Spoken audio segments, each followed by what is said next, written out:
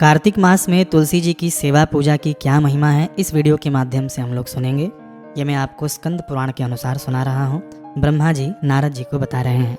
ब्रह्मा जी कहते हैं कि कार्तिक मास में जो विष्णु भक्त पुरुष प्रातःकाल स्नान करके पवित्र हो, कोमल तुलसी दल से भगवान दामोदर की पूजा करता है, वह निश्चय ही मोक्ष प्राप्त कर लेता है।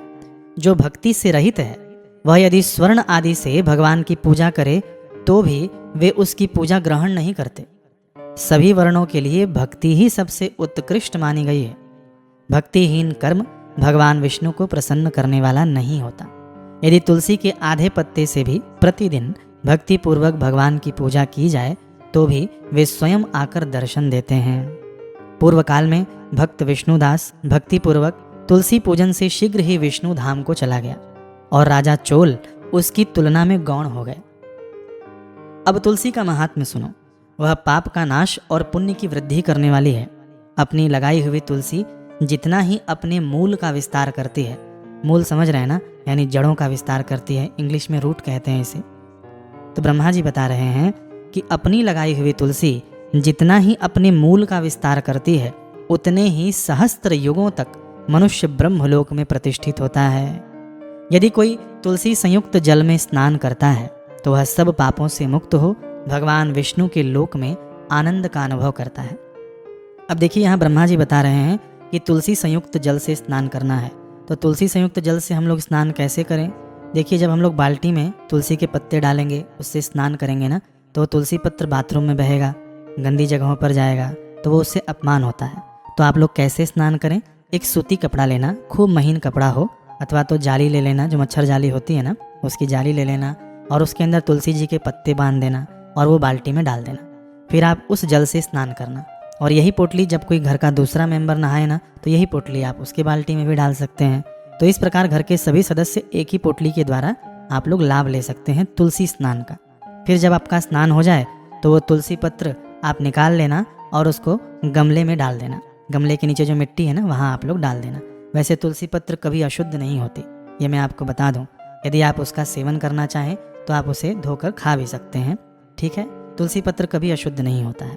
उल्टा जो उसका सेवन करते हैं, जो उसे ग्रहण करते हैं ना, वे लोग शुद्ध हो जाते हैं। तुलसी पत्र में ऐसी अद्भुत महिमा है कि आप भगवान को कैसा भी भोग लगाएं, भगवान नहीं खाते, लेकिन एक तुलसी पत्र डाल दें तो भगवान उसे ग्रहण करते हैं।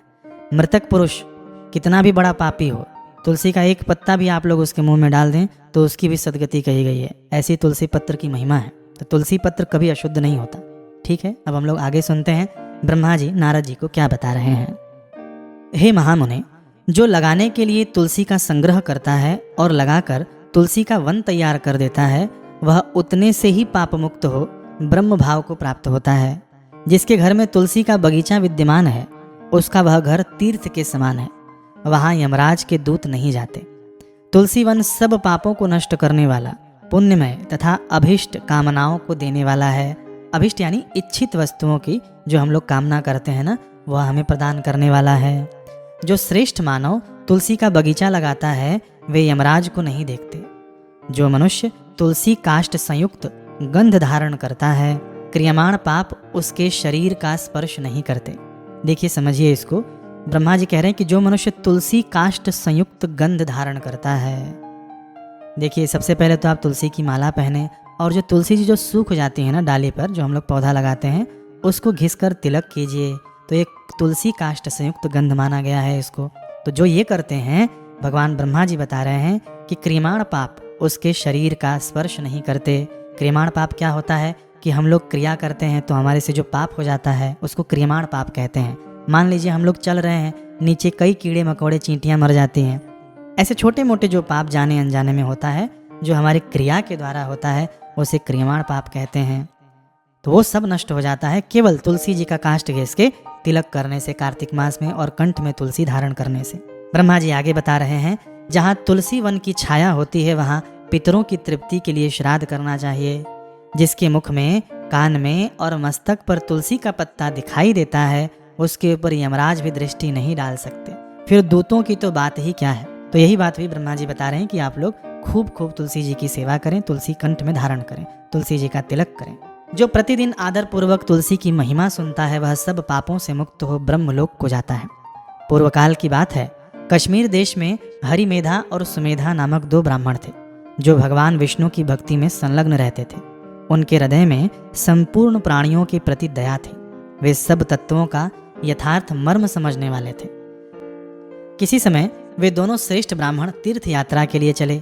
जाते जाते किसी दुर्गम वन में वे परिश्रम से व्याकुल हो गए। वहां उन्होंने एक स्थान पर तुलसी का वन देखा। उनमें से सुमेधा ने वहां तुलसी का महान वन देखकर उसकी परिक्रमा की और भक्तिपूर्वक प्रणाम किया।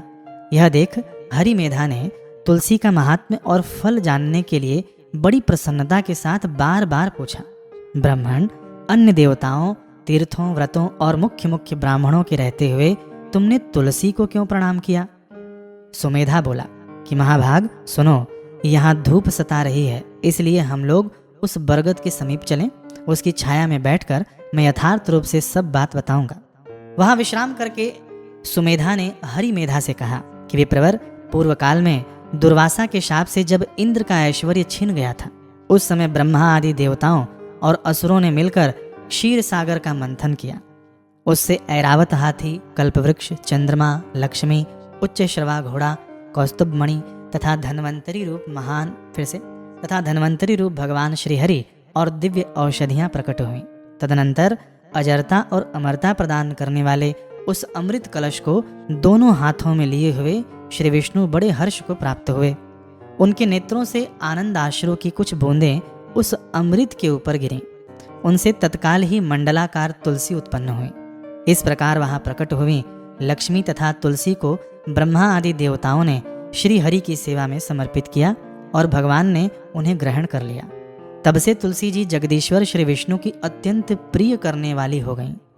संपूर्ण देवता भगवत प्रीत्या तुलसी की श्री विष्णु के समान ही पूजा करते हैं। भगवान नारायण संसार के रक्षक हैं और तुलसी उनकी प्रियतमा है, इसलिए मैंने उन्हें प्रणाम किया है। सुमेधा इस प्रकार कह ही रहे थे कि सूर्य के समान अत्यंत तेजस्वी एक विशाल विमान उनके निकट ही दिखाई दिया। उन दोनों के आगे ही वह बरगद का वृक्ष गिर पड़ा और उससे दो दिव्य पुरुष निकले जो अपने तेज से सूर्य के समान संपूर्ण दिशाओं को प्रकाशित कर रहे थे। उन दोनों ने हरिमेधा और सुमेधा को प्रणाम किया। उन्हें देखकर वे दोनों ब्राह्मण भय से विभल हो गए और आश्चर्यचकित होकर बोले कि आप दोनों कौन हैं? देवताओं के समान आपका सर्व मंगलमय स्वरूप है। आप नूतन मंदार की माला धारण किए कोई देवता प्रतीत हो रहे हैं। उन दोनों के इस प्रकार पूछने पर वृक्ष से निकले हुए पुरुष बोले कि वे प्रवरों, आप दोनों ही हमारे माता पिता और गुरु हैं, बंधु आदि भी आप ही दोनों हैं। इतना कहकर उनमें से जो ज्येष्ठ था यानी जो बड़ा था वह बोला कि मेरा नाम आस्तिक है, मैं देवलोक का निवासी हूँ। एक दिन मैं नंदन वन में एक पर्वत पर क्रीड़ा करने के लिए गया। वहाँ देवांगनाओं ने मेरे साथ इच्छा अनुसार विहार किया। उस समय युवतियों के मोती और बेलों के हार तपस्या करते हुए लोमश मुनि के ऊपर गिर पड़े। वह सब देखकर मुनि को बड़ा क्रोध हुआ। उन्होंने सोचा, स्त्रियां तो परतंत्र होती हैं, अतः यह उनका अपराध नहीं है। यह दुराचारी आस्तिक ही शाप पाने योग्य है। ऐसा निश्चय करके उन्होंने मुझे शाप दिया, अरे तो ब्रह्म राक्षस होकर बरगद के वृक्ष पर निवास कर। फिर मैंने विनय पूर्वक जब उन्हें प्रसन्न किया तब उन्होंने इस शाप से मुक्त होने की अवधि भी निश्चित कर दी। जब तो किसी ब्राह्मण के मुख से भगवान विष्णु का नाम और तुलसी की महिमा सुनेगा तब तत्काल तुझे उत्तम मोक्ष प्राप्त होगा। इस प्रकार मुनि का शाप पाकर मैं चिरकाल से अत्यंत दुखी हो इस वटवृक्ष पर निवास करता था। आज दैववश आप दोनों के दर्शन से मुझे निश्चय ही ब्राह्मण के शाप से छुटकारा मिल गया। अब मेरे इस दूसरे साथी की कथा सुनिए। ये पहले एक श्रेष्ठ मुनि थे और सदा गुरु की सेवा में ही लगे रहते थे। एक समय गुरु की आज्ञा का उल्लंघन करके ये ब्रह्म राक्षस भाव को प्राप्त हो गए, किंतु आपके प्रसाद से इस समय इनकी भी ब्राह्मण के शाप से मुक्ति हो गई। आप दोनों ने तीर्थ यात्रा का फल तो यहीं साध लिया। ऐसा कहकर वे दोनों उन श्रेष्ठ ब्राह्मणों को बार बार प्रणाम करके उनकी आज्ञा ले प्रसन्नता पूर्वक दिव्य धाम को गए। तत्पश्चात वे दोनों श्रेष्ठ मुनि परस्पर पुण्यमयी तुलसी की प्रशंसा करते हुए तीर्थ यात्रा के लिए चल दिए। इसलिए भगवान विष्णु को प्रसन्नता देने वाले इस कार्तिक मास में तुलसी की पूजा अवश्य करनी चाहिए। और भी हमारे पुराणों में, पद्म पुराण आदि में बहुत सारा वर्णन किया गया है कि कार्तिक मास में तुलसी जी का पूजा और उनकी सेवा करनी चाहिए। लेकिन द्वादशी को तुलसी पत्र न तोड़ें, रविवार को न तोड़ें, अमावस्या को न तोड़ें, पूर्णिमा को न तोड़ें। इन दिनों में तुलसी पत्र तोड़ने से हम बचें। बाकी आप नित्य तुलसी जी की सेवा करें, उनकी पूजा करें, रात्रि को उनके निकट दीपदान करें, आकाश दिखे इस प्रकार से दीपदान करें। तुलसी जी के आसपास किस तेल का दीपक हम लोग जलाएं कि तिल के तेल का आप लोग दीपक जलाएं। और पूर्णिमा जो आएगी ना, जिससे कार्तिक मास शुरू होता है, वो पूर्णिमा से लेकर कार्तिक मास खत्म होने वाली पूर्णिमा तक दीपदान का आप लोग नियम जरूर ले लें। कार्तिक मास में इतना सा भी आपने नियम ले लिया तो आपका कल्याण होने से कोई नहीं रोक सकता।